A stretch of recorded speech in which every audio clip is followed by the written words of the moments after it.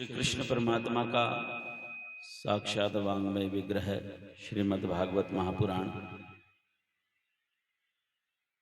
हम सभी भक्तों के हृदय में सदा विराजमान रहकर हम सभी को सदैव सन्मार्ग के लिए सत्प्रेरणा करने वाले श्री सद्गुरु महाराज के पावन चरणारविंद में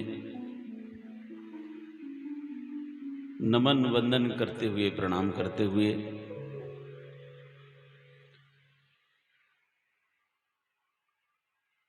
श्रीमद् भागवत भक्ति कथा अनुष्ठान भागवत कथा के यजमान परिवार एवं मेरे साथ सदैव संगीत सेवा के माध्यम से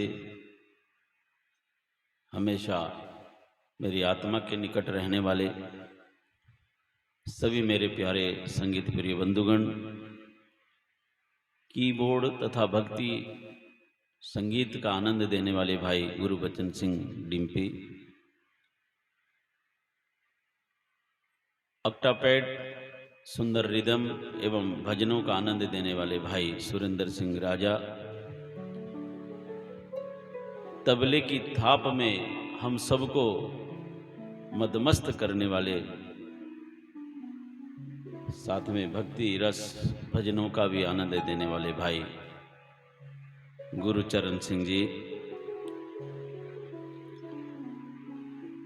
एवं इस कथा अनुष्ठान से बाहर से भीतर से किसी भी प्रकार येन केन प्रकारेण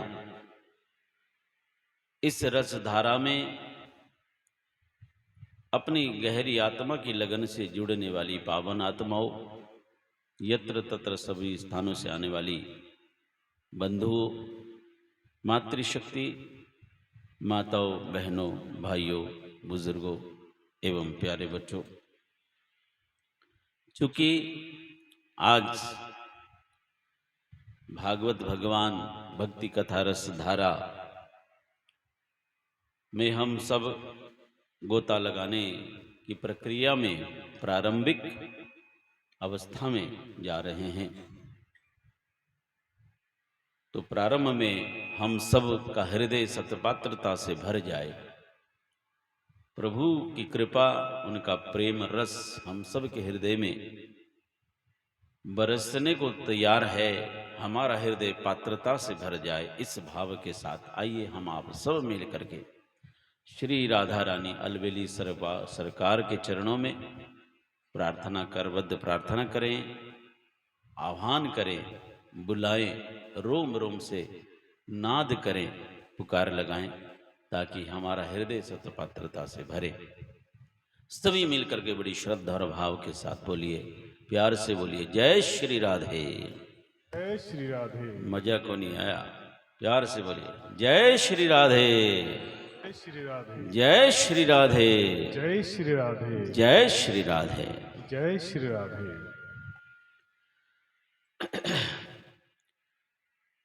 भगवता प्रोक्तं भागवतम्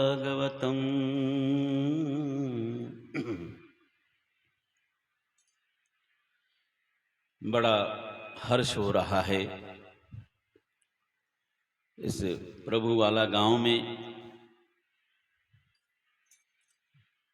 जिस गांव में गांव का नाम उच्चारण करते ही प्रभु का सिमरन हो जाता हो,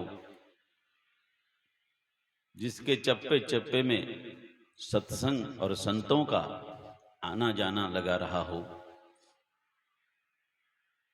ऐसे गांव में सत्संग कथा हरि चर्चा ये यहाँ की शोभा है। सदैव इस मिट्टी में, इस धरती में, यहाँ के रज रज में संतों का आना जाना लगा रहा है। ये धरती भी अति पवित्र है और गांव भी धन्य है। और बाहर जाकर के कहीं बताते हैं कि हम प्रभु वाला जा रहे हैं, तो लोग कहते प्रभु वाला नाम ही कितना सुंदर प्यारा लगता है। वहाँ के लोग भी प्रभु वाले होंगे, दुनिया वाले नहीं। दूसरे गांव का, दूसरी जगह का नाम कुछ और होता है। लेकिन यहाँ का नाम स्मरण करते, नाम में ही लगा हुआ, ये तो प्रभु वाले हैं, परमात्मा वाले हैं। तो ये आपकी शोभा है, इस गांव की शोभा है। और यहाँ पर आकर के प्रभु वाले में, प्रभु वालों के बीच में बैठ कर के प्रभु का गुणगान करने का सौभाग्य बहुत नसीब वालों को मिलता है। इस क्रम में दास को भी बार बार सौभाग्य प्राप्त हुआ है, अवसर प्राप्त हुआ है। हम अपने आप को धन्यवादी समझते हैं। आप सब भागवत कथा और राम कथा, शिव पुराण आदि आदि विविध प्रकार के सत्संग के माध्यम से अनेकों बार लाभ लूट चुके हो। कल ही हमने बताया, आप सब तो ट्रेंड हैं, दक्ष हैं, निपुण हो चुके हैं। मुझे लगता है कि भागवत के तो आप रग रग में पहुंच चुके हो, है ना। न जाने इतनी बार कथा सत्संग श्रवण करते करते भागवत का जो है रज रज पी लिया है आपने। कण कण का स्वाद भागवत के हरेक प्रसंग का, हरेक उसका लाभ आप प्राप्त कर चुके हैं। रग रग में पहुंच आपकी हो गई है। तो आप सबके बीच में कथा, ठाकुर जी का गुणगान करने का सौभाग्य प्राप्त होना भी बड़ी उपलब्धि है। तो इस क्रम में आप सब ग्रामवासी निरंतर इसी प्रक्रिया में रहते हैं कि किसी तरह संतों का आना हो, और कोई भेद नहीं, कुछ नहीं। कोई भी संत महापुरुष जन आए, सभी का स्वागत करना, सभी का अभिवादन करना, उनके मुखारबिंद से कुछ न कुछ वचनामृत का पान करना आपकी आदत बन गई है, स्वभाव बन गया है। ये बहुत ही अति खुशी की बात है, प्रसन्नता की बात है। तो इस क्रम में चूंकि भागवत कथा रसधारा में हम गोता लगाने जा रहे हैं, सर्वप्रथम आइए हम उस कथा रसधारा में गोता लगाएं। सर्वप्रथम मंगलाचरण का प्रथम श्लोक, चूंकि इतना विशाल ग्रंथ है, अथाह सागर है, हरि अनंत, हरि कथा अनंता।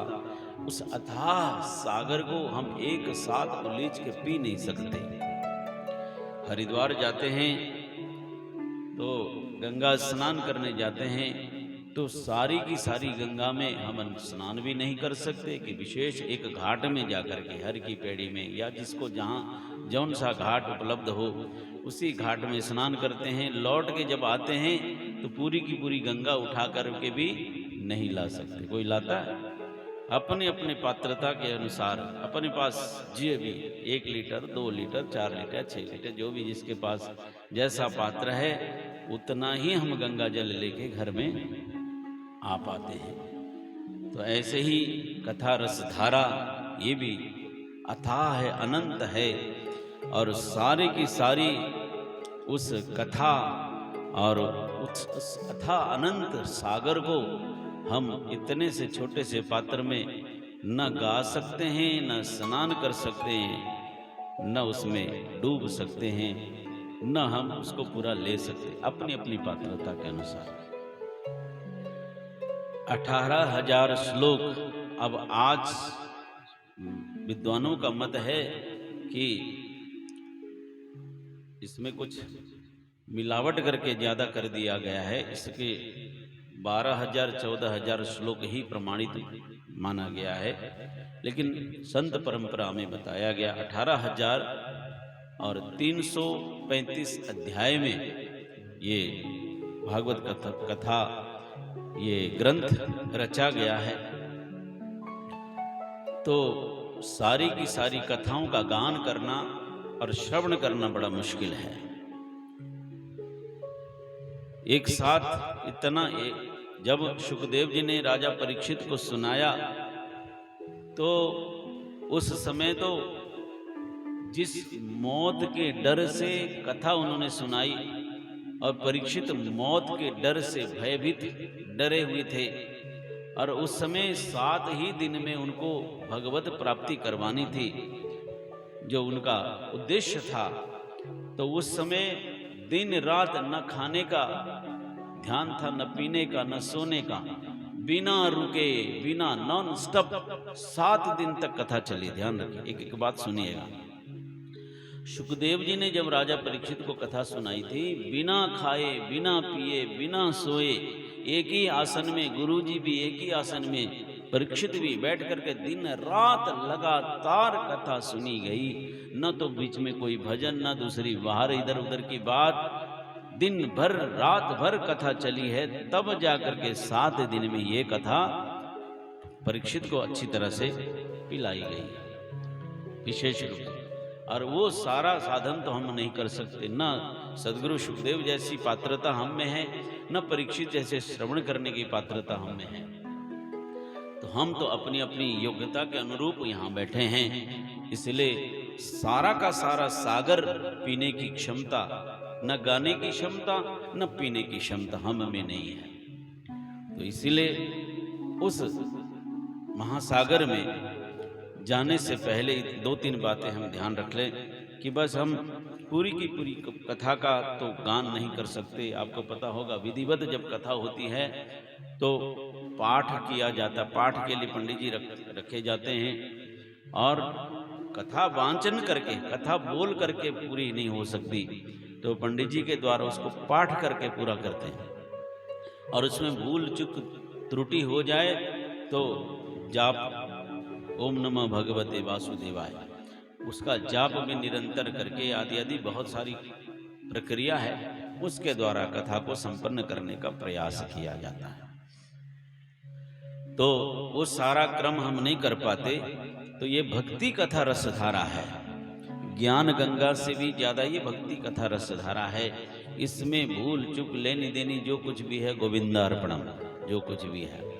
इसलिए यहाँ क्षमा याचना करना और शरणागति भक्ति के साथ इस कथा का श्रवण करना है। तो जितना हो सके हमें ज़्यादा से ज़्यादा, अधिक से अधिक लाभ लेंगे, क्योंकि हमने पहले बताया कि पूरा का पूरा हम नहीं ले सकते। तो जैसे कि कहीं कहीं घाट में जाके स्नान करते, कभी हर की पेड़ी में, या कोई किसी को जो जहाँ स्नान करने का मौका मिला, ऐसे ही हम भी इसमें कि कहीं कहीं गोता लगाएंगे, डुबकी मारेंगे, किसी प्रसंग में डुबकी मारेंगे, किसी प्रसंग में आचमन लेते हुए चलेंगे, किसी प्रसंग में छींटा मारते हुए चलेंगे, है ना। हरिद्वार कई लोग चले जाते हैं तो तबीयत खराब हो तो स्नान नहीं कर पाते, तो छींटा मार के चलो, यही हम ऐसा करते। तो यहाँ भी हम यही प्रयास करेंगे, समय और परिस्थिति के हिसाब से। कहीं डूब जाएंगे, जैसे ठाकुर जी डुबाएंगे उस रस में डूब जाएंगे, कहीं आचमन करते चलेंगे, कहीं छींटा मारते चलेंगे। इस तरह से भागवत कथा का लाभ हम सब प्राप्त करने का प्रयास करेंगे। तो आइए सर्वप्रथम पहले श्लोक, महात्म्य का पहले श्लोक का पाठ हम आप सब मिल करके करेंगे, और फिर अंतिम दिन अंतिम श्लोक का पाठ करेंगे, ताकि पूरा पूरा लाभ हम सबको भी न्यूनाधिक रूप में प्राप्त हो। इस क्रम के साथ आइए सर्वप्रथम मैं बोलूं, उसके बाद आप सब मिल करके उच्चारण करें। बड़ा अच्छा लगेगा। बड़ा सीधा मनोभाव के साथ, बड़ी श्रद्धा और भाव के साथ सीधा बैठिए। ऐसा सोचिए कि परमपिता परमात्मा इस महामंत्र के माध्यम से हमारे हृदय मन मंदिर में प्रवेश करने जा रहे हैं। इस श्रद्धा और निष्ठा के साथ मैं एक बार बोलूं पुनः आप सबका सुना हुआ महामंत्र है। तो आइए मैं उच्चारण करूं, आप सब मिल करके एक साथ उच्चारण करेंगे। बोलो सच्चिदानंद भगवान की जय। सच्चिदानंद रूपाय, सच्चिदानंद रूपाय। आप सबने अनेकों बार सुना हुआ है ना। आप सब तो ट्रेंड है, इसलिए हम चाहते हैं कि सब उच्चारण करें तो बड़ा अच्छा लगेगा, भगवान को भी बड़ा अच्छा लगेगा। तो प्यार से सब मिल करके सच्चिदानंद रूपाय, सच्चिदानंद रूपाय, विश्वोत्पत्त्यादि हेतवे, विश्वोत्पत्त्यादिहेतवे तापत्रय विनाशाय तापत्रय विनाशाय श्री कृष्णाय वयं नुमः श्री कृष्णाय वयं नुमः श्री कृष्णाय वयं नुमः श्री कृष्णाय वयं नुमः श्री कृष्णाय वयं नुमः श्री कृष्णाय वयं नुमः बोलो सच्चिदानंद भगवान की। जय। थोड़ा ठंडे ठंडे मत रहा करो, जयकारा भी बोल दिया करो, घाटे का सौदा नहीं है। अब तो गर्मी शुरू होने वाली है ना। इतना ठंडा ठंडा रहना भी ठीक नहीं है, थोड़ा उत्साह दिखाइए प्यार से। बोलो भक्त वत्सल भगवान की जय। सच्चिदानंद भगवान की। जय।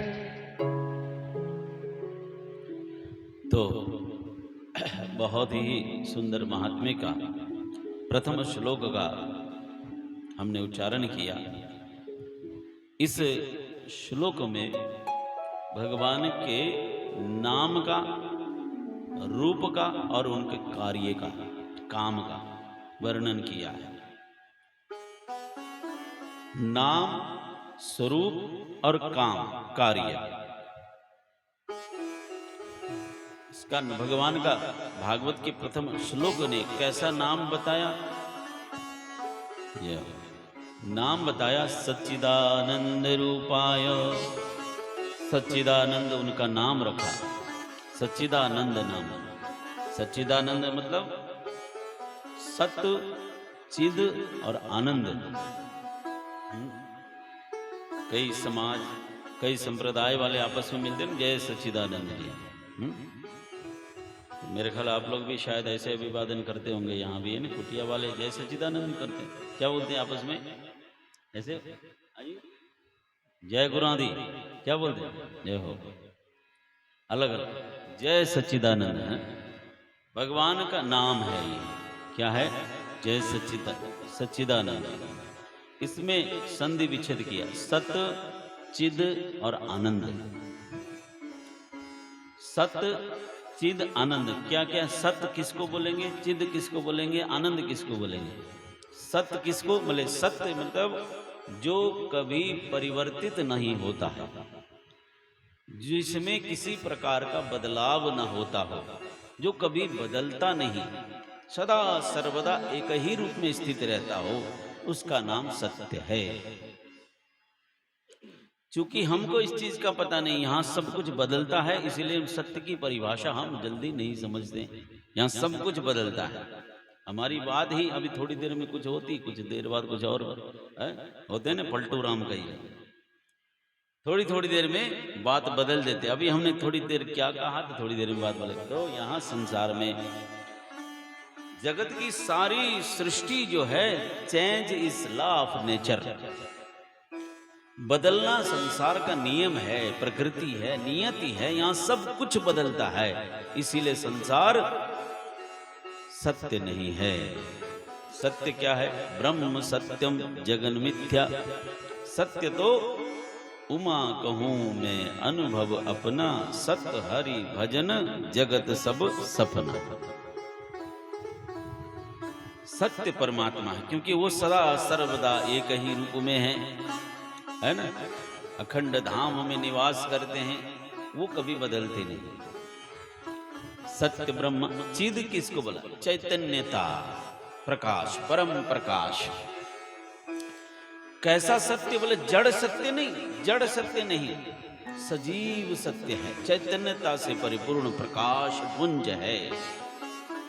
परमात्मा का प्रकाश ही हम सबको प्रतिबिंब रूप में प्राप्त होता है। परम प्रकाश, परम चैतन्यता, फुल कॉन्शियसनेस, वो परमात्मा है। और आनंद, आनंद तो परमात्मा ही है, और दूसरा कहीं दूसरी जगह तो आनंद मिल ही नहीं सकता। अच्छा, दुख का सुख होता है, सुख का दुख होता है, लाभ हानि यश अपयश सबका दोनों विपरीत होता है, पर आनंद का क्या करोगे? आनंद का कुछ नहीं, आनंद का उल्टा नहीं हो सकता है ना।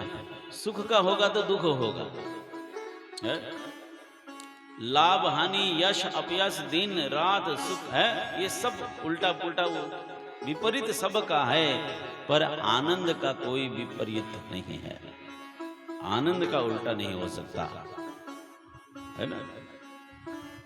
ये मिश्री है, मिश्री को जिधर से मर्जी चाटो, मीठी मीठी है, इसलिए खाता रहता मैं बैठ कर। ऐसे ही परमात्मा जो है सदा सर्वदा आनंद ही आनंद, उनमें जरा सा भी कोई भेद नहीं है, कोई जरा सा भी कोई अंतर नहीं उनके आनंद में। सब संसार की रचना करते तो आनंद में करते हैं, संसार को स्वाहा कर देते हैं तो भी आनंद में है।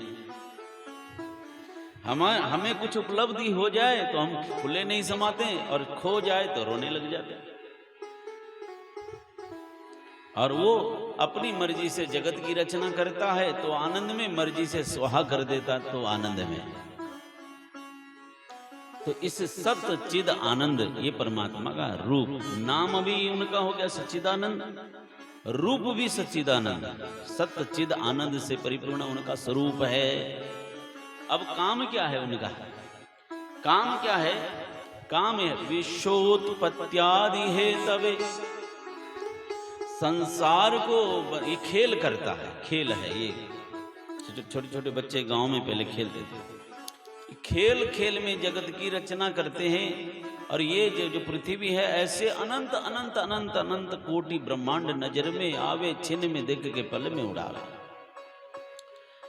करोड़ों करोड़ों ब्रह्मांडों की रचना करता खेल खेल में, और खेल खेल में स्वाहा कर देता है, और आनंद में मौज में। विश्वोत्पत्त्यादि है तवे, संसार को रचना करना, बनाना, संहार करना, अपनी मौज में आनंद में, काम ऐसा है। तो ऐसे सच्चिदानंद घन परमात्मा को हृदय में बसाएंगे तो क्या होगा, है ना। जब तक हम लोग दुनिया वाले, जब तक कुछ मिलने वाला नहीं होगा, तब तक हम उस स्तर पे, उस दरबार पे भी नहीं जाते, है ना। ऐसा ही होता, परमात्मा के दरबार में, गुरु दरबार में भी जाते किस लिए? हमारा कुछ न कुछ दुखड़ा, कुछ न कुछ हमारी फरियाद वहां सुनी जाती है। कृपा की न होती जो आदत तुम्हारी है, तो सुनी ही रहती अदालत तुम्हारी है, तो सुनी ही रहती अदालत तुम्हारी। कृपा की न होती जो आदत तुम्हारी, कृपा की न होती जो आदत तुम्हारी, कृपा की न होती जो आदत तुम्हारी, कृपा की न होती जो आदत तुम्हारी, तो सुनी ही रहती अदालत तुम्हारी, तो सुनी ही रहती अदालत तुम्हारी, तो सुनी ही रहती अदालत तुम्हारी, सुनी ही रहती अदालत तुम्हारी, कृपा की न होती जो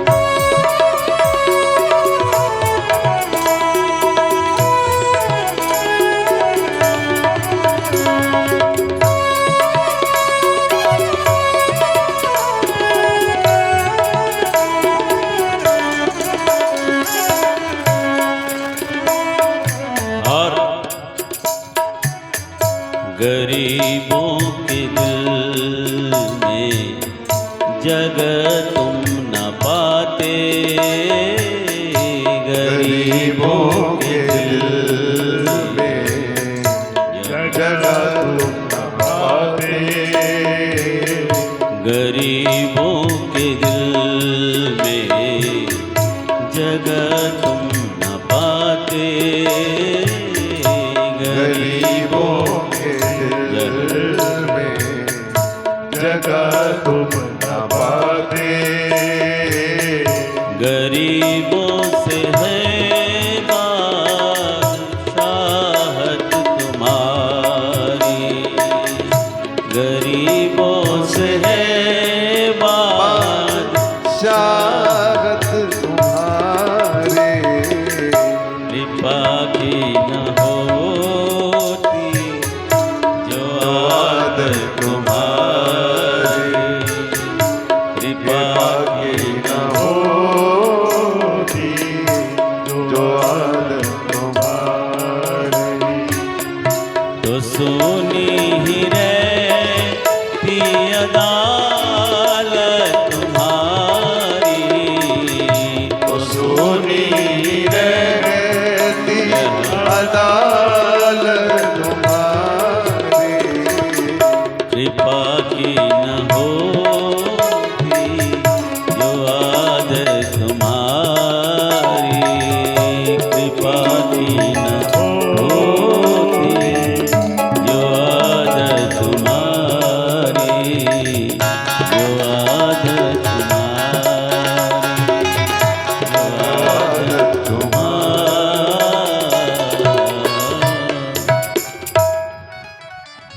कृपा की न होती जो आदत तुम्हारी, तो सुनी ही रहती अदालत। अगर तुम्हारी कृपा करने की आदत, रहमत बरसाने की आदत न होती तो तेरे दर पे जाता ही कौन, तू अकेला पड़ा रहता। इसलिए हम स्वार्थी हैं, हम वही काम करेंगे जहां से कुछ मिलने वाला हो, चाहे गुरु दरबार हो चाहे ठाकुर जी का दरबार। इसीलिए संत सदगुरु भगवान जानते हैं ये वही काम करेंगे, तो लालच दिखाया कि आओ कुछ तो मिलेगा। सच्चिदानंद रूपाय विश्वोत्पत्त्यादि हेतवे, तो ऐसे सच्चिदानंद घन परमात्मा को दिल में बसाने का लाभ क्या है? क्या लाभ है? बोले तापत्रय विनाशाय श्री कृष्णाय वयं नुमः। ऐसे सच्चिदानंद घन परमात्मा को दिल में बसाएंगे तो क्या होगा? तापत्रय विनाशाय, तीनों प्रकार के तापों को विनष्ट कर देते हैं, समाप्त कर देते हैं। ताप, ताप आज की आधुनिक भाषा में टेंशन है। ताप मतलब जैसे जलन होती है ना, ताप मतलब इतना तो समझ आते हैं। मई जून की गर्मी में है? धूप पड़ती है तो क्या हाल होता है? जब बाहर से धूप पड़ती है तो सारा बदन तपता है, लेकिन ताप भीतर से पड़ जाए तो है? भीतर की ताप तो बहुत खतरा है। बाहर तो सूरज की तेज धूप के बावजूद हवा भी तो चलती है, लेकिन अंदर के ताप में तो हवा चलने की जगह भी नहीं, तो बड़ा मुश्किल होता है। कल यहाँ बैठे थे तो बड़ी गर्मी लग रही थी, पसीने छूने लग गए थे, तो आज देखो व्यवस्था हो गई, हवा चल गई, हाँ पंखे लग गए, आज राहत मिली हुई। लेकिन अंदर पंखा कौन चलाएगा? अंदर जब ताप बढ़ जाए, टेंशन बढ़ जाए, है ना। आज की सबसे बीमारी ताप, टेंशन। कितने प्रकार के तापत्रय? 3 प्रकार के बताए। आदि भौतिक, आदि दैविक, आध्यात्मिक, 3 प्रकार के ताप। आदि भौतिक ताप मतलब जो संसार की प्रॉब्लम से, सांसारिक पदार्थों से सुख दुख जो होता है, जैसे हमने जैसे जैसे सोचा वैसे वैसे हो जाए तो हमको बहुत बड़ी खुशी होती है, और जैसे हमने सोचा ऐसा कभी भी नहीं होता है। होता है? कभी भी नहीं होता। जैसा हमने सोचा कभी भी नहीं होता है। उम्मीदों की दुनिया तो हर इंसान बसाता है, पाता वही जो मुकद्दर में लाता है। और इन भौतिक पदार्थों से जो तकलीफ होती है, फलाने के घर में इतनी सुख सुविधा है और मैं वंचित रह गया, तो दूसरों को खाता पीता आनंद में देख करके भीतर जो क्या होती है, शुरू हो जाते ना अंदर गुरुड़ गुरुड़ पूरा है, अंदर जो ताप, अंदर जो भट्टी जलती है वो ताप है। संसार के पदार्थों से जो तकलीफ होती है उसको भौतिक ताप होता है।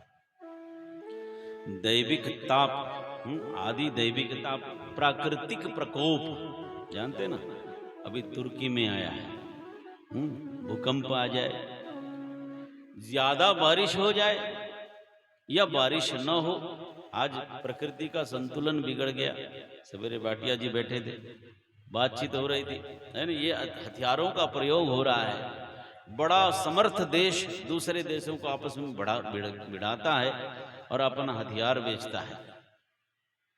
हाँ, तो ये हथियारों का प्रयोग हो रहा है। विज्ञान की तरक्की, इतना विकास विकास विकास के नाम पर विनाश जो हो रहा है। प्रकृति अपना संतुलन खो गई। जब जरूरत होती तो बारिश नहीं होती, जब है, अब जब जरूरत होती है तब नहीं होती, जब नहीं होती तो इतनी होती है बाढ़ आ जाती है। प्राकृतिक विपदा जिसमें अपना कोई वश नहीं, अपने हाथ में कुछ नहीं, कर कुछ नहीं सकते, बस रो सकते, इसको आदि दैविक ताप कहा। आदि भौतिक ताप, आदि दैविक ताप और आध्यात्मिक ताप, मानसिक। सारा खेल तो मन का ही है। जो मन की जो पीड़ा है ना, मन अशांत है। करिष्यामि करिष्यामि करिष्यामि इति चिन्तयत्, करिष्यामि करिष्यामि करिष्यामि इति चिन्तयत्, मरिष्यामि मरिष्यामि मरिष्यामि इति विस्मृतम्। ये भी करना है, वो भी करना है, वो भी लपेटना है, वो भी सब बटोरना है। जिंदगी, पूरी जिंदगी सारी लग जाती है, लेकिन सारा संसार बटोरा नहीं जाता। ओ रह गया, सारा रह गया। ये भी कर लेना था, वो भी कर लेना था। जीवन छोटा और इच्छाएं इतनी बड़ी हो जाती है। जिंदगी हमारी इतनी छोटी और हमारी इच्छा इतनी बढ़ती। प्रभु ने जितनी कृपा की है उसमें संतोष नहीं, और चाहिए और चाहिए और चाहिए। वो भी बटोरते बटोरते बटोरते बटोरते जिंदगी कब खिसक जाती पता ही नहीं लगती। जीवन छोटा और इच्छाएं अधूरी होती है, और इस तरह से मानसिक टेंशन बढ़ती है और छोटी जिंदगी पूरी नहीं होती। और जो कामनाएं इतनी अधिक हैं, उन कामनाओं के वशीभूत, उन कामनाओं के अनुरूप फिर अगला अलग जीवन हमको धारण करना पड़ता है। मेरी बात को ध्यान से सुनिए। शास्त्र कहते हैं जो जो इच्छा करते हुए हमारी मौत हुई है, अगला जन्म हमारा वैसी उसी अनुरूप होगा। अंतमति या सागति, अंतमति या सागति। जिसकी अंतिम समय में जैसी मति होगी तो अगली योनि उसके लिए। ध्यान इधर दीजिएगा। बोलो कृष्ण कन्हैया लाल की जय। मरते मरते जिसकी जैसी मति होती, घर वाले बोलते ना बाबा राम राम कर ले, बाबा राम राम कर ले। अब बाबा राम राम जीवन में अभ्यास किया हो तो राम राम बने, जिंदगी भर तो किया नहीं, अभ्यास किया नहीं, और अंतिम समय राम राम क्या है, राम राम बोला ना जाए तो ये हाल होता। अंत सुधारने के लिए जीवन भर की प्रैक्टिस। साल भर पढ़ाई करेंगे तो एग्जाम के टाइम में काम आएगा। जिसने पढ़ाई नहीं की, साल भर कोई तैयारी नहीं की, और लास्ट में एकदम से एग्जाम आ जाए तो उस समय क्या है, गाड़ी निकल गई तो घर से चला मुसाफिर, मायूस हाथ मलता बैरंग वापस आया। जीवन गुजर गया तो जीने का ढंग आया, जब शम्मा बुझ गई तो महफिल में रंग आया। उस समय होश आता है जब संभलने लायक कुछ नहीं। होश ही तब आता है। अमरनाथ हम गए, हम हर जगह सुनाया करते। अमरनाथ गए, बालटाल के रास्ते में, आप लोग भी गए होंगे। कौन कौन गए हाथ ऊपर करना, तो कोई गया है? जय श्री राधे, बहुत बढ़िया। तो छोटे बालक ने उठाया हाथ। टीवी में तो देखा है, टीवी में तो देखा है ना। अमरनाथ देखो, 2 रास्ते हैं अमरनाथ जाने, बल्कि 3 रास्ते होते हैं। एक तो उड़ के भी जाते हैं, अब तो हेलीकॉप्टर भी लगा दिया सरकार। तो एक पहलगांव का रास्ता है, 2 दिन लगते हैं। 2 दिन रात में विश्राम करके। एक बालटाल का रास्ता है जो सवेरे 4 बजे के लगभग चलो तो शाम तक जो है, रात तक 8-10 बजे तक लौट के आ सकते हैं, जो कैंप है वहाँ पर। तो जब जाते हैं तो इतनी सी पगडंडी होती, इतना सा रास्ते में, वहीं पर भक्तों ने जाना भी उसी में, आना भी उसी में, और पूरा चिकड़ वाला रास्ता होता है, बर्फ पानी सब कुछ उसी में। घोड़े वाले खच्चर वाले भी उसी में, पालकी वाले भी उसी में, जाने वाले भी उसी में, आने वाले भी उसी में। एक तरफ पहाड़, एक तरफ हजारों मील नीचे खाई। देखो इतना दुर्गम खतरनाक रास्ता, कभी जाके देखना। 2 बार गए, अब पता नहीं तीसरी बार कब मौका मिलेगा। तो ऐसा खतरनाक रास्ता है, जाना भी उसी में, आना भी उसी में। एक तरफ सैकड़ों मील खाई, नीचे झेलम नदी बहती हो, खतरनाक, बाद में जाके पाकिस्तान चली जाती हो। और एक तरफ पहाड़ है, जगह नहीं है, इतनी सी पगडंडी में सारा आना जाना, घोड़ा खच्चर, भक्त लोग, सैकड़ों लोग आ रहे हैं जा रहे हैं, सब उसी तरह।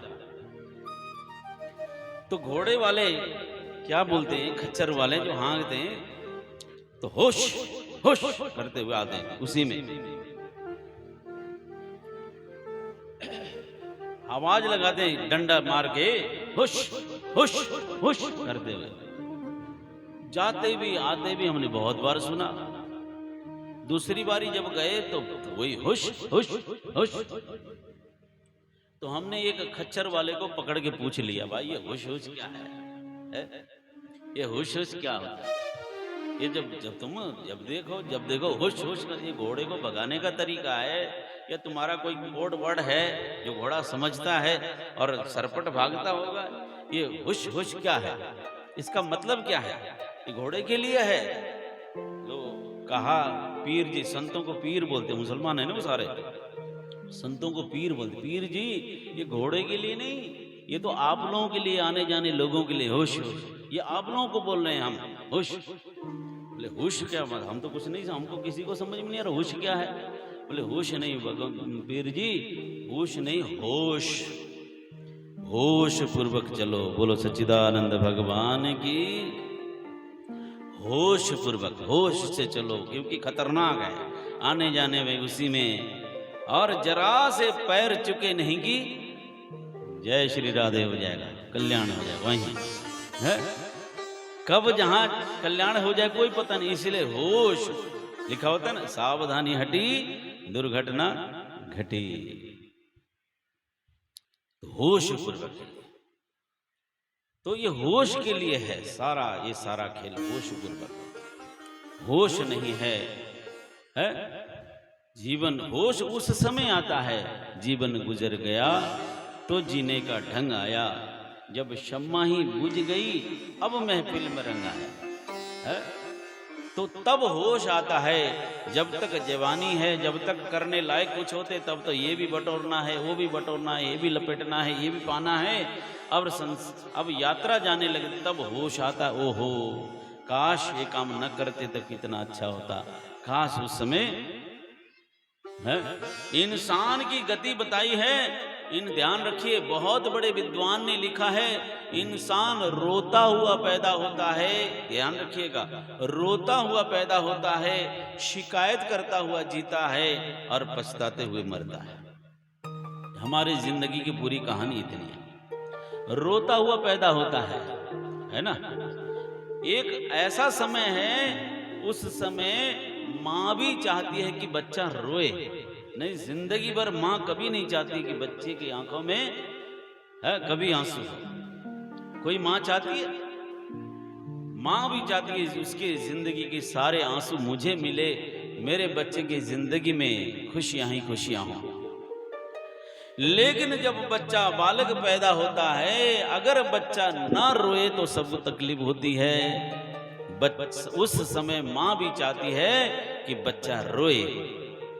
बच्चा अगर नहीं रोए तो माँ चुट्टी काट के, परिवार वाले उसको चुट्टी काट के थप्पड़ मार के जैसे तैसे उसको रुलाना चाहेंगे।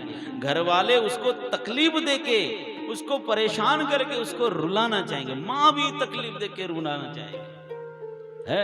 अब जब एकदम से बच्चा रोता है तो बच्चा तो रोता है, घर वाले सब खुश होते हैं। बोलो कृष्ण कन्हैया लाल की। है ना विडंबना ये संसार, कितनी गजब की कहानी है। बच्चा तकलीफ हो रही है, उसको रोता है और घर वाले लड्डू बांटते हैं, थालियां पीटते हैं। मेरे घर में लालो भयो है। बच्चे को तकलीफ है, बिना तकलीफ है तो बच्चा रोएगा नहीं। माँ भी चाहती है कि बच्चा रोए। तो कहा इंसान रोता हुआ पैदा होता है। कबीरा जब हम पैदा हुए जग हंसे हम रोए। तो रोता हुआ बच्चा पैदा होता है और शिकायत करता करता जीता है। पूरी जिंदगी हमारी शिकायत कभी खत्म नहीं होती। कभी जिंदगी में शिकायत कम नहीं होती। शिकायत भी किससे? अपनों से शिकायत होती है? हमें तो अपनों ने मारा, गैरों में कहाँ दम था। कश्ती तो वहीं डूबी जहाँ पानी। अरे तू मेरे साथ ये करेगा, मैंने सपने में भी नहीं सोचा। मैंने फलाने के लिए क्या नहीं किया, मैंने उसके लिए क्या नहीं किया और बदले में उसने क्या सिला दिया। कभी कभी तो भगवान से भी सिला, भगवान से भी शिकायत। देखो मैंने इतने 16 सोमवार कर लिए, इतने पाठ कर लिए, इतना वो कर लिया, इतने दरबार पे पोछा लगाया, सफाई करी, सब कुछ किया और मेरे साथ ही यही होना था। तो शिकायत शिकायत शिकायत करता करता जीता है। रोता हुआ पैदा होता है, शिकायत करता करता जीता है और पछताते हुए मरता है। वो जब मरने की घड़ी आती है, जीवन भर की कहानी फिल्म बन के, मूवी बन के सामने चलने लग जाती है, तब सिर पिटता है ये काम मैं ना करता तो कितना अच्छा होता। हाय हाय मैंने ये क्या कर दिया, वो ओए होए होए। तब करने लायक जीवन गुजर गया है। जीवन गुजर गया तो जीने का ढंग आया, जीने का ढंग आया। जीवन गुजर गया तो जीने का ढंग आया, जीने का ढंग आया। जीवन गुजर गया तो जीने का ढंग आया, जीने का ढंग आया। जीवन गुजर गया तो जीने का ढंग आया, जीने का ढंग आया। शम्मा बुझ गई तो जब शम्मा बुझ गई तो महफिल में रंग आया, महफिल में रंग आया। जब शम्मा बुझ गई तो महफिल में रंग आया, महफिल में रंग आया। जीवन गुजर गया तो जीने का ढंग आया, जीने का ढंग आया। जीवन गुजर गया तो जीने का ढंग आया, जीने का ढंग आया। गाड़ी निकल गई तो घर से चला मुसाफिर। गाड़ी निकल गई तो घर से चला मुसाफिर। गाड़ी निकल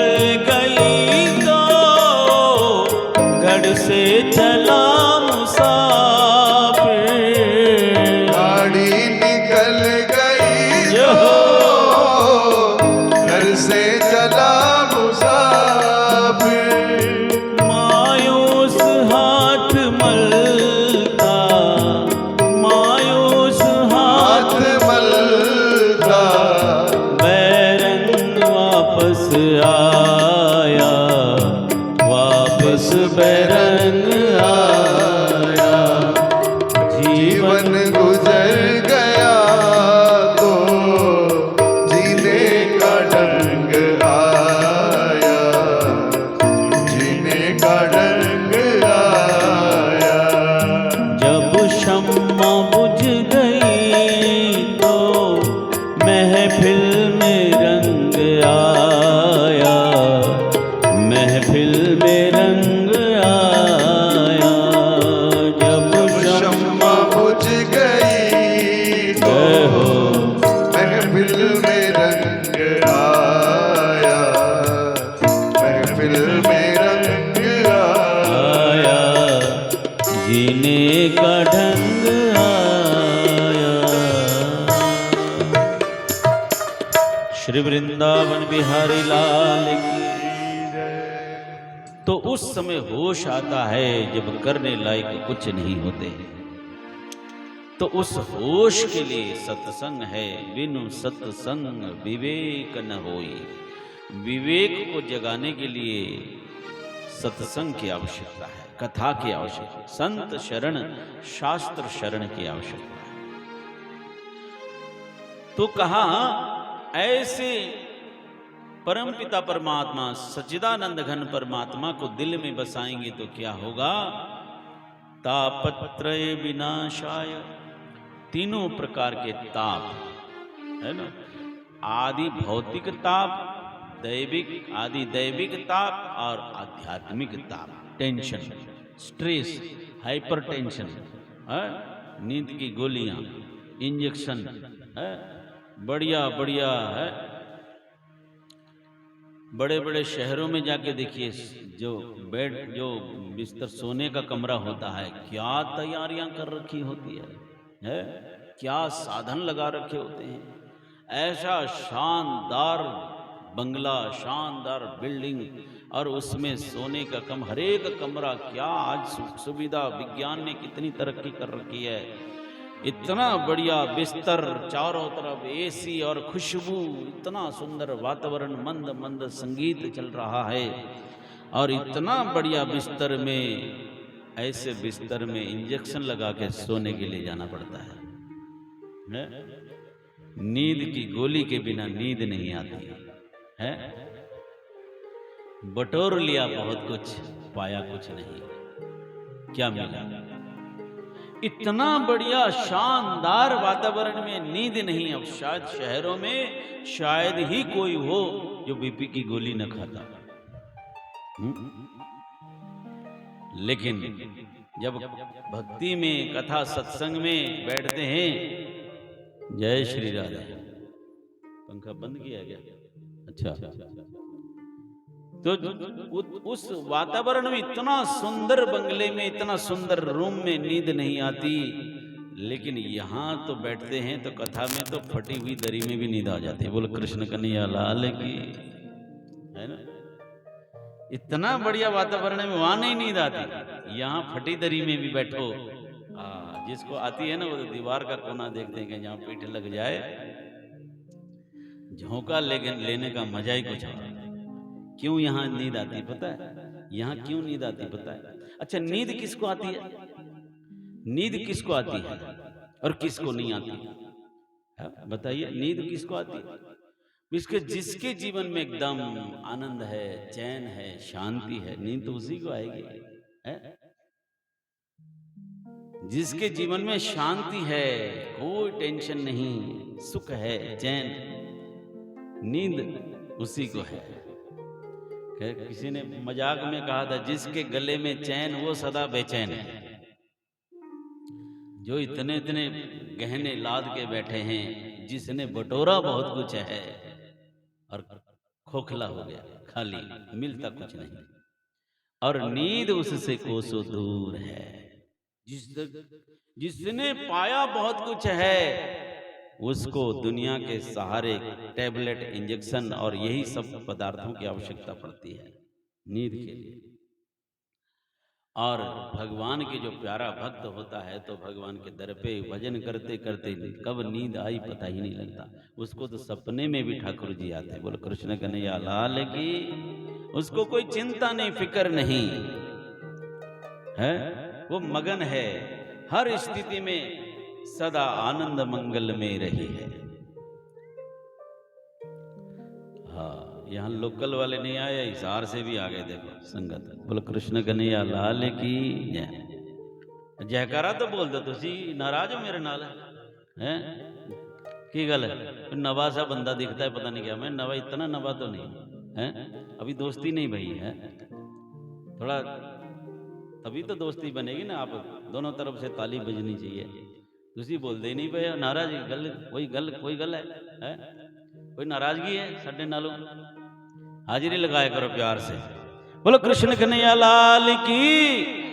ये वाला मोहल्ला जरा चुप चुप ही रहता है, पता नहीं, थोड़ा प्यार से हाजिर है। बोलो सच्चिदानंद भगवान की, भागवत भगवान की जय। थोड़ा लाया करो हाजिरी, कोई गल नहीं। तो इसीलिए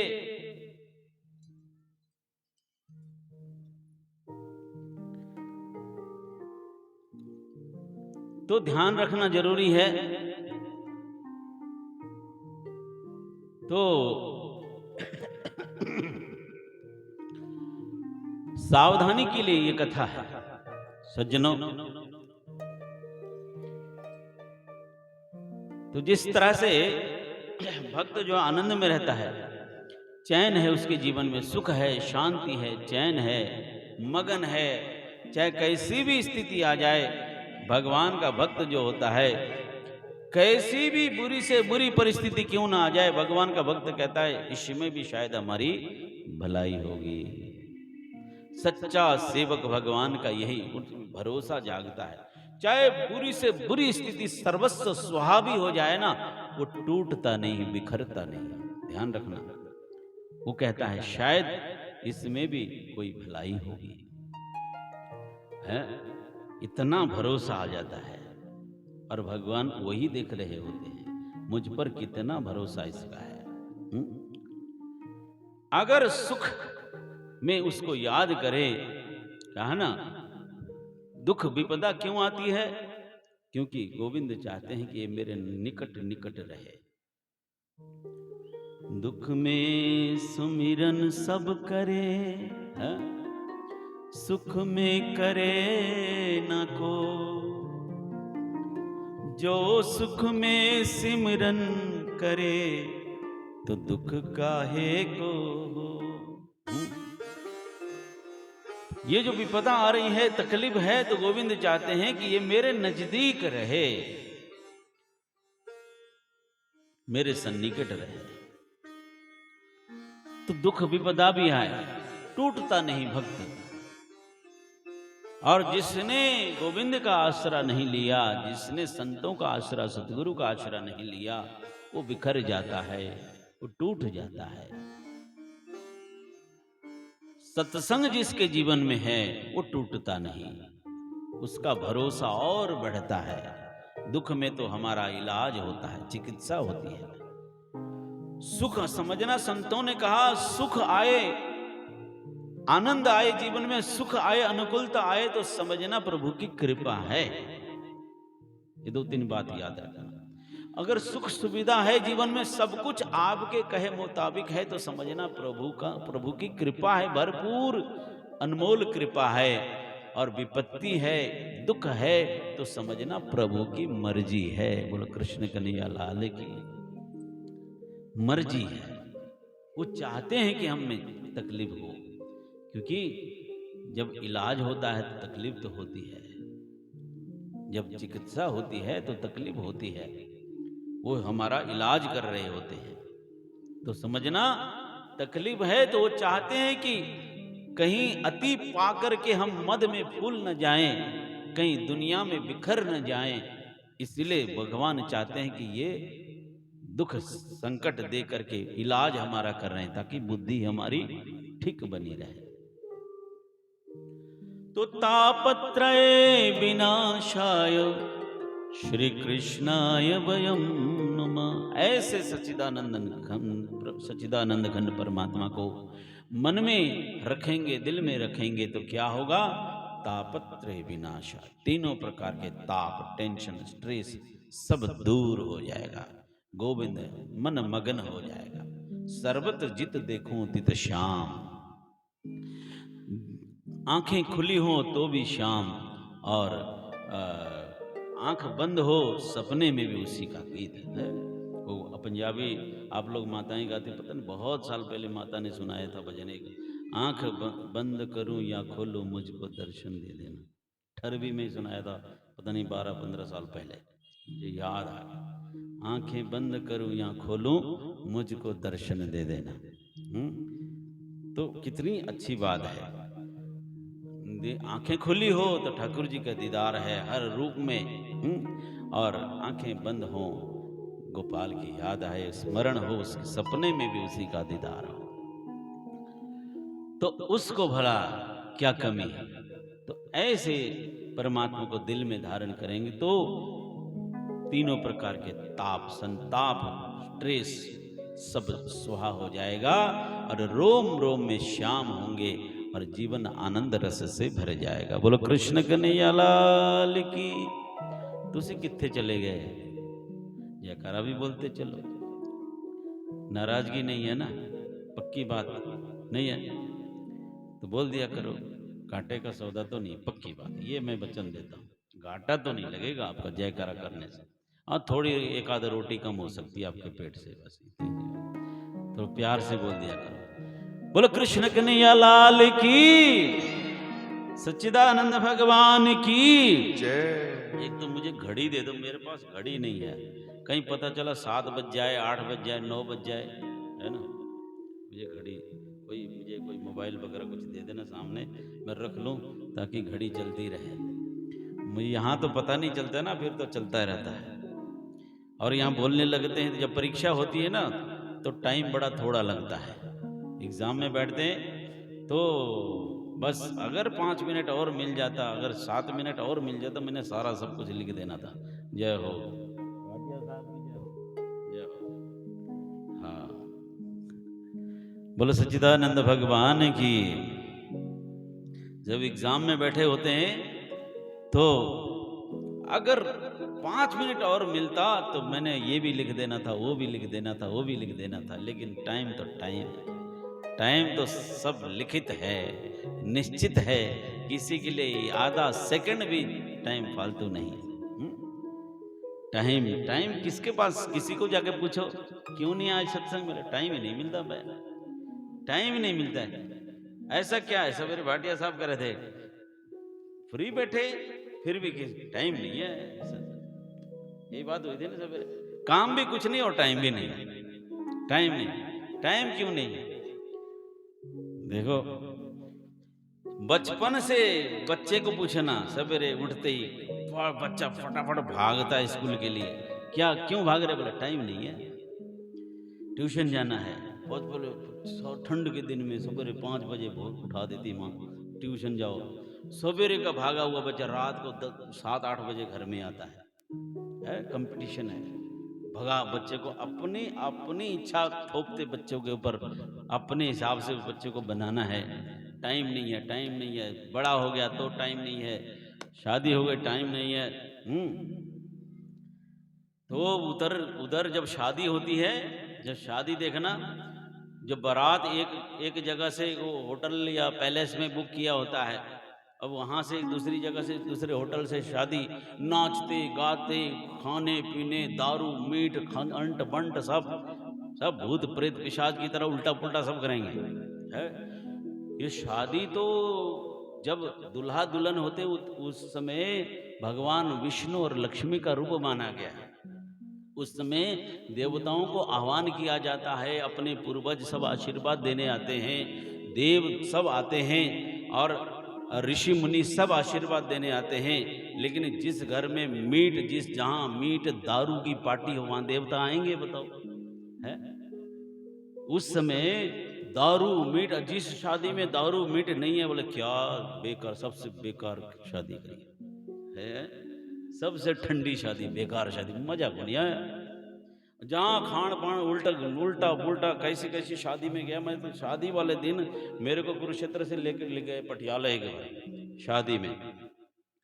वो मैं नहीं चाहता था, जिंदगी में कभी नहीं गया, एक ही बार ले गया तो उसी के बाद कान पकड़ लिया, जाना नहीं किसी की शादी में। लेके चले गए और वहाँ शादी, अब बारात आई, अब दारू पिए, उन नाचने की कुछ लड़कियों को बुला रखा था पार्टियों ने। अब पैसा है, खूब खाया पिया और पता नहीं किसने उन लड़कियों को छेड़ दिया जो नाचने वाली होती हैं। स्टेज बना रखी थी और नाचना कूदना किसने लड़कियों को छेड़, बाप रे बाप। अभी शादी जिसकी ज़िंदगी की शुरुआत होनी है और शुरुआत में भी ऐसे तलवारें निकल गई, मारा पिटा, एकदम पी रखी है दोनों तरफ से, ऐसे बक्से जो डीजे डूजे थे सब उठा के एक दूसरे को पटक रहे हैं, पीट रहे हैं, मार रहे हैं, धोसा तलवारें, कोई कितनों को मार दिया बुरा।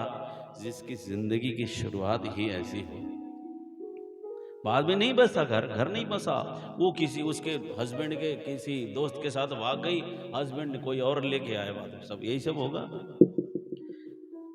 शादी है ये, शादी उस समय भगवान विष्णु और लक्ष्मी का रूप दुल्हा दुल्हन होते हैं, उसी रूप में पूजन होता है।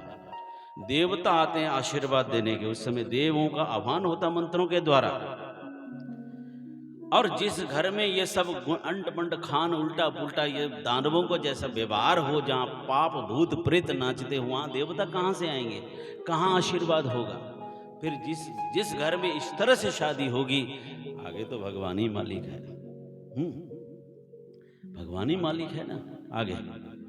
तो उसकी जगह पर इतना टाइम लगाएंगे, वहाँ से सजने संवरने में टाइम लगाएंगे, पैसा लगाएंगे, शॉपिंग में टाइम लगाएंगे, खर्चा करेंगे।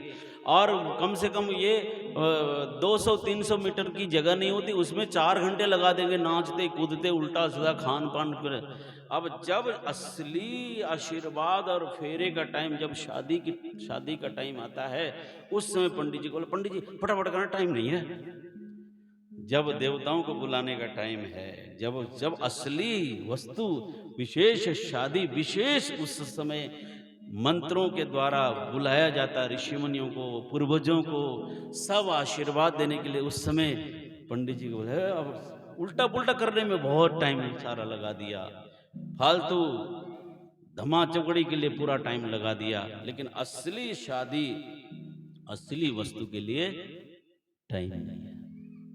पंडित जी जल्दी करना फटाफट। कोई पंडित जी कहेंगे अभी तो सारा मंत्र सब रह गए, अभी देवताओं को बोलना। अरे पंडित जी ज़्यादा दक्षिणा ले लेना थोड़ा सा, लेकिन टाइम नहीं, फटाफट कर निपटाओ। पंडित जी सर तुम मरने को तैयार, तो मरो फटाफट, मैंने भी 2-4 और शादियाँ निपटानी है, मरो, बाकी भुगतना तुमने।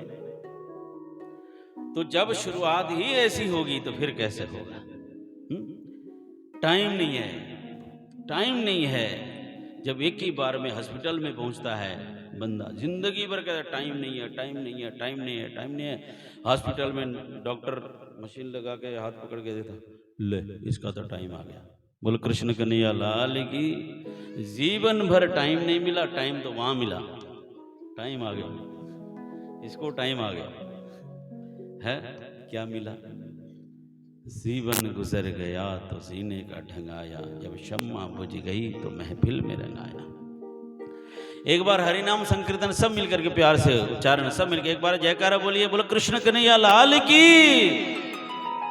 गोपाल गोपाला रे प्यारो नंद लाला, गोपाल गोपाला रे प्यार से जय प्यारो नंद लाला, गोपाल गोपाला रे प्यारो नंद लाला, गोपाल गोपाला रे प्यारो नंद लाला, प्यारो नंद लाला मदन गोपाला, प्यारो नंद लाला मदन गोपाला, मदन गोपाला प्यारो नंद लाला, मदन गोपाला प्यारो नंद लाला, गोपाल गोपाला रे प्यारो नंद लाला, गोपाल गोपाला हीरा रे प्यारो नंद लाला, गोपाल गोपाला रे प्यारो नंद लाला, गोपाल गोपाला रे जय हो प्यारो नंद लाला, जय नंद लाला जय गोपाला, जय नंद लाला जय गोपाला, जय गोपाला जय नंद लाला, जय गोपाला जय नंद लाला, जय नंद लाला जय गोपाला, जय गोपाला जय गोपाला,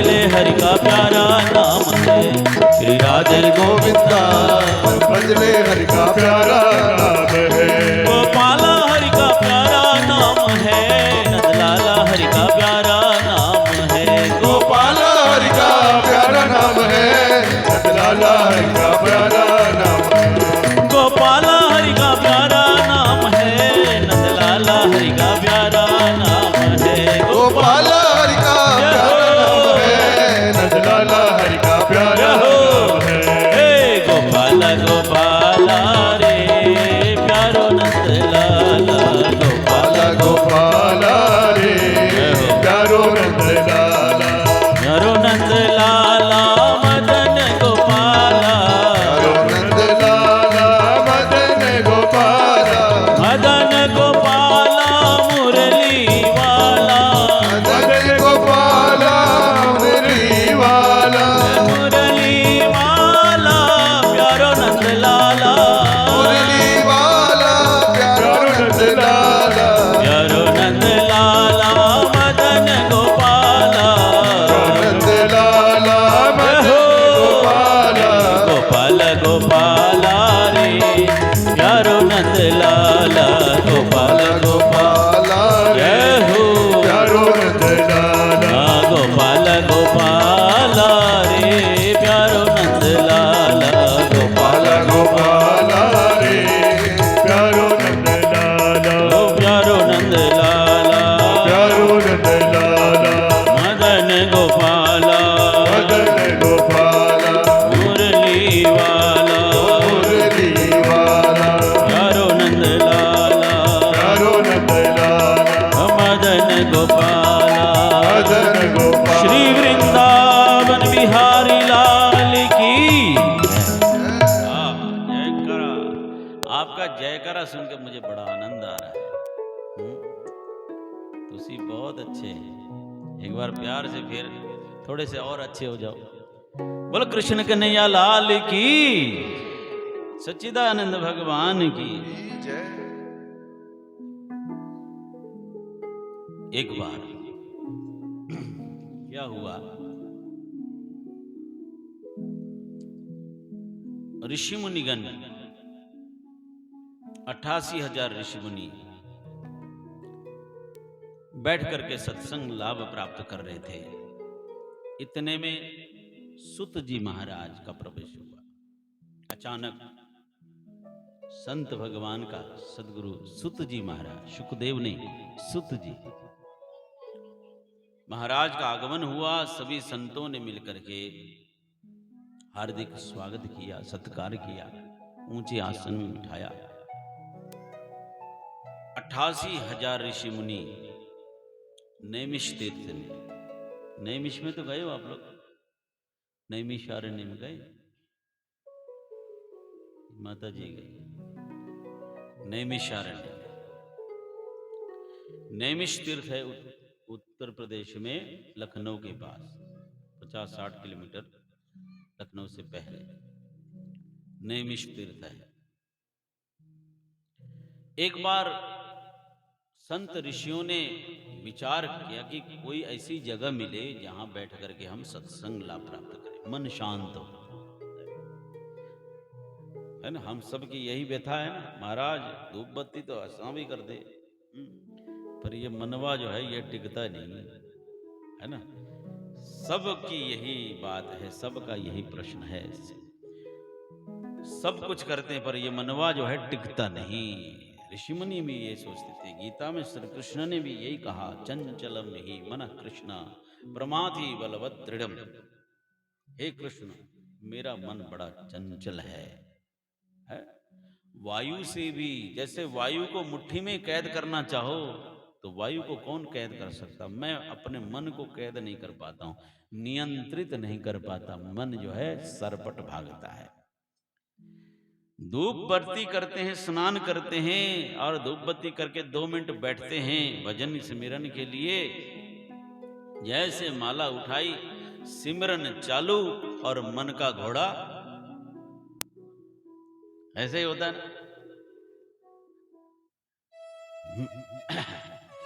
माला तो कर में फिरे, जीव फिरे मुख माही, अरे मनवा तो चहुदिश फिरे, ऐसो तो सुमिरन नाही। कबीर जी कहते माला तो कर में फिरे, जीव फिरे मुख माए, नाम जाप चलता है और मनवा तो चहुदिश फिरे, ऐसो तो सुमिरन नाही है। यही व्यथा सबकी है। और श्री कृष्ण के अंग संग रहने वाला, सदैव उनके नित अंग संग रहने वाला अर्जुन का भी यही प्रश्न है। ऋषि मुनियों ने भी यही प्रश्न किया। अच्छा एक बात बताऊं, ऐसा क्यों होता पता है? इसका जवाब है ध्यान। ऐसा क्यों, मन क्यों नहीं लगता पता है? विचार करना, ध्यान से विचार करना। जब ही पूजा स्थान में आसन में बैठकर सिमरन करते हैं, उसी समय मनवा भागता है, मन टिकता नहीं। लगभग हरेक का यही सवाल है, लगभग। और आपको पूछना, जब खेती करते हो, काम करते हो, चूल्हा चौका करते हो, तब मन को लगाना नहीं पड़ता? लगाना पड़ता है? बताओ, बताना। कोई आपको बोलता है? जब जगत का काम करते हैं, आप खाना भोजन बना रहे हो, तब आपको मन को लगाना नहीं पड़ता, जबरदस्ती बांध बांध के लगाना नहीं पड़ता है। और जब मार्केट में शॉपिंग करने जाते हो, तब मन को लगाना पड़ता है। जब खरीदारी मोल भाव करते हो तब है। जब दुकानदार के साथ मोल भाव होता है, तब मन को लगाना पड़ता है? बताइए, नहीं लगाना पड़ता है ना। संसार का सारा काम करते हुए, बालकों का लालन पालन पोषण करते हुए, जगत का काम धंधा करते हुए, मन को लगाना नहीं पड़ता। और गोविंद के चरणों में बैठते ही मन को खींचने पर भी टिकता नहीं, बदमाश कहेगा, और भागता है। अच्छा क्यों होता है ऐसा? पता क्यों होता है ऐसा? इस पे विचार करना, यही समझने की बात है। यही समझने की, जिस दिन ये बात समझ में आ जाए, सारी समस्या हल हो जाए चुटकी में। ये सवाल है बहुत बड़ा और सभी का है। अच्छा विचार करें जवाब पर, मन क्यों नहीं लगता? जब तक दुनिया का काम करते, संसार का काम करते, सब कुछ करते हैं, तो मन को लगाना नहीं पड़ता। और जब गोविंद का सिमरन करते, अपने गुरु मंत्र का जाप करते, उस समय मन टिकता नहीं। गोविंद, उस समय मन नहीं लगता। क्यों नहीं लगता पता है? इस बात का जवाब यह है कि जब तक संसार का काम करते हैं, मन को ये भरोसा है कि ये मेरा है और मेरे लिए है। बोलो कृष्ण कन्हैया लाल की। विचार करना, उसके साथ अटैचमेंट है, ये मेरे लिए है। शॉपिंग भी करते तो मेरे लिए है ना। दुनिया का, संसार का काम करते हैं तो ये मेरे लिए है, मेरा है, मेरा अपनापन है, अटैचमेंट है उस जगत के साथ, दुनिया के साथ, परिवार के साथ, मार्केट के साथ, कुछ भी करते हैं, उसके प्रति अपनापन है। इसीलिए उसको लगाना, मन वहीं लगता है जहां अपनापन हो। और गोविंद के साथ बैठते समय इसीलिए नहीं लगता क्योंकि ये तो सिर्फ धूप बत्ती का मालिक है। सुबह शाम कर देंगे वह छुट्टी है। जो ध्यावे फल पावे। सौदा बहुत बड़ा बड़ा करेंगे हम, बहुत दिमाग इंसान को बड़ा, खोपड़ी बड़ी तेज है। कट्टे फटे नोट रख देंगे, सड़े गले सामान सारा बेकार में, घर में अचार सड़ जाए, लड्डू सड़ जाए, मतलब कुटिया में ले जाके दे दो घर में। बेकार सड़ा गला, बेकार बेकार है। जो टूटे फूटे नोट जो दुनिया में न चले, बोले मत्था टेकने का काम आ जाएगा है। और वो जो ले जाके वहां रख, जो ना चले दुनिया में, नोट फट जाए, बोले मत्था टेकने का काम आ जाएगा। दान पात्र खोल के देखते हैं ना, तब पता चलता है। और वो डाल के बदले में सौदा देखो ना, होशियार इंसान, उसके बदले फटे कटे नोटों के बदले दुख बिन से मन का है, और सुख संपत्ति घर आवे है। जो डॉक्टर नहीं कर सके, जो वकील नहीं कर सके, जो एडवोकेट नहीं कर सके, कोर्ट कचहरी में जहां कहीं काम नहीं बने, और कष्ट मिटे तन का, थोड़ा सा अर्पण करके कितना बड़ा सौदा है। इतना ही इंसान कितना होशियार है? थोड़ा सा सड़ा गला बेकार का ही निकालते। भक्ति भी बोले बाद में दिखाएंगे, जब जवानी है, जब कर सकते तब नहीं करेंगे। बुड्ढों का जब डंडा पकड़ने लायक नहीं, क्या माला पकड़ेगा? खिला हुआ गुलाब हमको अच्छा लगता है, प्रभु को भी वही अच्छा लगता है। उनको मुरझाया हुआ अर्पण करोगे, फटाकटा अर्पण करोगे, सड़ा गला अर्पण करोगे, टाइम नहीं है। बचा हुआ बेकार का सड़ा हुआ बचा हुआ दुनिया का काम करके बचा हुआ बेकार सा टाइम जो है सत्संग के लिए, भगवान के लिए, इसीलिए मन नहीं लगता। समझ में आई बात? आई कि नहीं बात? भगवान के साथ गोविंद का सिमरन करते हो मन क्यों नहीं लगता? समझ में आई बात? इसीलिए कि उसको हम अंतिम नंबर में लगते हैं। इतनी लंबी जीवन की लंबी लिस्ट में भगवत भक्ति जो है उसके अंतिम में है। उसकी लिस्ट जो है जब टाइम हो तो देखेंगे, टाइम हो तो, टाइम तो मिलना ही नहीं। जिंदगी जब तक रहेगी फुर्सत न होगी काम से, वो तो अंतिम नंबर है। और वो अंतिम नंबर इस जन्म में आने वाला नहीं है, इस जन्म में आना ही नहीं है। तो जीवन छोटा है, इच्छाएं बड़ी हैं, और उन इच्छाओं को पूरा करने के लिए अलग अलग, कभी कभी किसी घर में कुत्ता बन के आना पड़ता, कभी गधा बन के, बोझा उठाने की आदत है, कुत्ता गधा बन के आना पड़ेगा। घर वाले पानी डाल डाल के डंडा मार मार के भगाए, फिर भी पूंछ हिलाते हुए वहीं बैठा रहेगा, चिपका अंदर से चिपका। अंतमति या सागति, अंतिम जैसी मति होगी उसी अनुसार जीवन होगा। इच्छाएं बड़ी, जीवन छोटा हो गया, फिर नाना भांति रूप लेकर के आएगा। तो इस तरह से मन क्यों नहीं लगता? मन इसीलिए नहीं लगता कि गोविंद के प्रति अपनापन नहीं। जैसे मीरा ने कहा, मीरा ने क्या कहा? मेरे तो गिरधर गोपाल दूसरो न कोई। मीरा ने तो अंतः चित्त से यही कहा। दुनिया ने बहुत सताया, मीरा ने सुहाग के निशान नहीं हटाए। पतिदेव पतिदेव का देहांत होने पर भी मगन मंगल चिन्ह नहीं उतारे, सुहाग के निशानी नहीं उतारी, और संतों के भक्तों के बीच में मगन होकर नाचती गाती। उसने विधवा का वेश बनाया ही नहीं, वो रोई नहीं। मीरा को लोगों ने कहा है ना, अब राजपूतों की बहू, रानी, महारानी, और जब पति भोजराज बहुत सहयोगी थे, अच्छे थे पति मीरा के पति ने अच्छा सहयोग दिया। उनके जाने के बाद देवर ने और सास ने बड़ा उत्पात मचाया, तो हमारे घर की कुल है मर्यादा को नाश कर रही है? तो सबके मन में ये था, हम भी यही सोचते हैं, ये तो विधवा बनेगी, रोएगी, वो सफेद वस्त्र धारण कर कोने में रोएगी, लिखेगी पति की याद में। मीरा को तो कोई फर्क ही नहीं पड़ा, उसी तरह नाचती रही, गाती रही, आनंद लेती रही, मगन हो। तो कानाफूसी हुई। दुनिया वाले दूसरे का सुख देख नहीं सकते ना। इंसान अपने दुख से नहीं, दूसरों के सुख से परेशान है। तो मीरा के बारे में कानाफूसी शुरू हो गई। दुनिया में कानाफूसी बहुत ज्यादा होती है, एक दूसरे के खिलाफ, इधर की उधर, उधर की उधर, बड़ा मजा आता है। निंदा रस जो है मिश्री से बहुत मीठा होता है।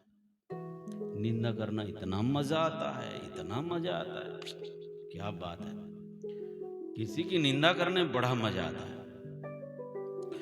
तो मीरा के बारे में कानाफूसी, और इसने तो मंगल चिन्ह भी उतारे नहीं, ये तो सुहागन बन के नाचती है, गाती है, कहीं इसने किसी और के साथ, है ना, बात है। तो लोग हैं, इसने कहीं सांठ गांठ तो नहीं कर ली, किसी और के साथ विवाह तो नहीं कर लिया। मीरा तक कान में बात पहुंची। तो मीरा ने छाती ठोक के कहा, हाँ है मेरी लगन है। किसके साथ है? मैं छिपाऊं क्यों? मैंने घाटे का सौदा किया ही नहीं।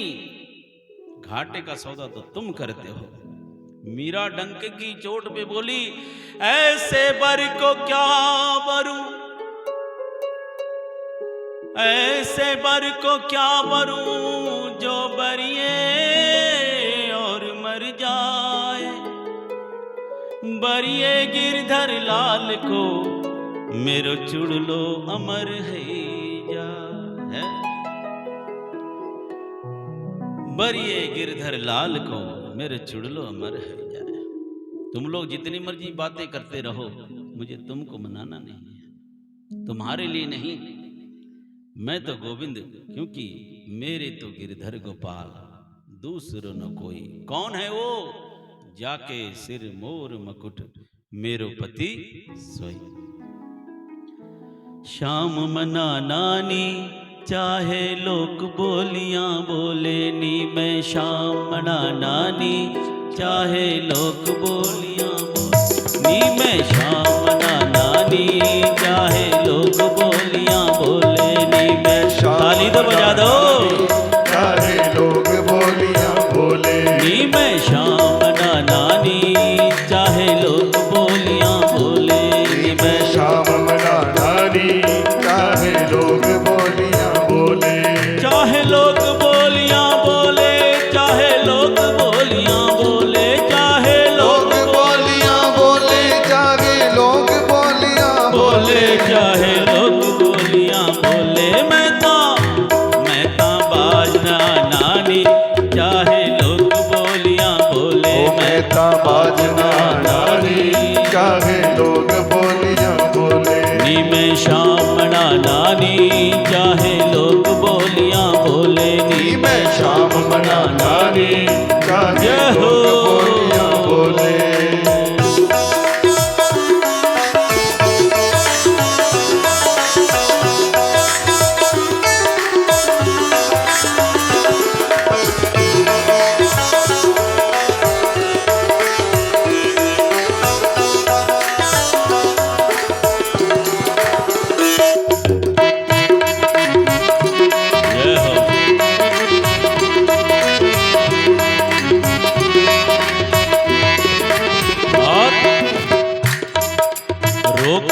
लख कोशिश कर लेने मेरे घर वाले, रोकण दी लख कोशिश कर लेने मेरे घर वाले, रोकण दी लख कोशिश कर लेने मेरे घर वाले, रोकण दी लख कोशिश कर लेने मेरे घर वाले। प्रीता कैद न होइया चाहे लख लगा लो ताले, प्रीता कैद न होइया चाहे लख लगा लो ताले।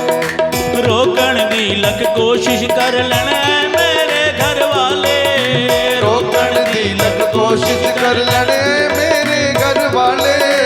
प्रीता कैद न होइया चाहे लख लगा लो ताले, प्रीता कैद न होइया चाहे लख लगा लो ताले। ताले ताले तोड़ के आना नी चाहे लोग बोलियां बोले, ताले तोड़ के आना नी चाहे लोग बोलियां बोले। ओ ताले तोड़ के आना नी चाहे लोग बोलियां बोले, ताले तोड़ के आना नी चाहे लोग बोलियां बोले। चाहे लोग बोलियां बोले, चाहे लोग बोलियां बोले, चाहे लोग बोलियां बोले, चाहे लोग बोलियां बोले। चाहे मैं ता बाजन आना नी चाहे लोग बोलियां बोले, मैं ता बाजन आना नी चाहे लोग बोलियां बोले। नी मैं श्याम मना नानी चाहे लोग बोलियां बोले, मैं श्याम मना नानी चाहे लोग बोलियां बोले नी मैं शुक्र मना नानी चाहे लोग बोलियां बोले नी, मैं श्याम मना नानी लोग बोलियां बोले। चाहे लोग बोलियां बोले, चाहे लोग बोलियां बोले, चाहे बोलियां बोले, चाहे लोग बोलियां बोले। चाहे लोग बोलियां बोले, चाहे लोग बोलियां बोले, चाहे लोग बोलियां बोले, चाहे लोग बोलियां बोले। मैं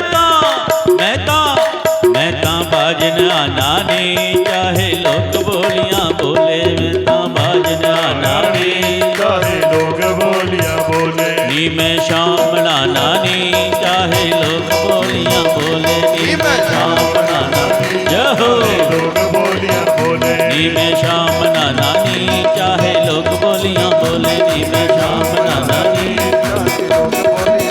मैं ता बाजना नानी चाहे लोग बोलियां बोले मैं ता बाजना नानी चाहे लोग बोलियां बोले नी मैं श्यामला नानी चाहे लोग बोलियां बोले नी मैं श्यामला नानी चाहे लोग बोलियां। श्री वृंदावन बिहारी लाल की। आहा, कितने अच्छे हैं आप लोग, बहुत अच्छे। इतना जोर से जयकारा मत बोलना, कहीं पंडाल उठ गया तो काम खराब। जोर से मत बोला कर। श्री वृंदावन बिहारी लाल की जय। तो मन क्यों नहीं लगता, पता लग गया? हाँ जी, मन क्यों नहीं लगता?